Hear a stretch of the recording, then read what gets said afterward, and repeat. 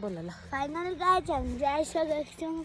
अनि यो ठाउँको नाम चाहिँ खलङ्गा टार फिडिङ 10मा पर्दछ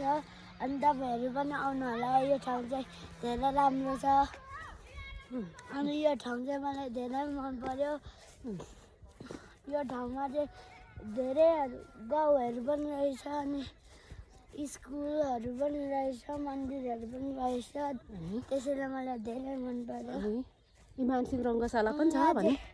हजुर इमानसिंह रङ्गशाला पनि छ भन्नु इमानसिंह रङ्गशाला पनि छ यहाँ चाहिँ अनि यहाँ गोल पोस्टहरू धेरै ठुलो प्लेग्राउन्ड छ त्यसैले मलाई यो ठाउँ धेरै मन पर्यो अरू अरू भन्थ्यौ कोसँग आएको तिमी अनि हामी चाहिँ 4 जना गएको छौँ दिदी भेना माइजू म आएको छौँ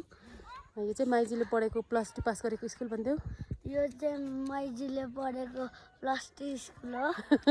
+2 पास गरेको यहाँबाट माइजीले भन्थ्यौ +2 पास गरेको मेरो माइजूले मन पर्यो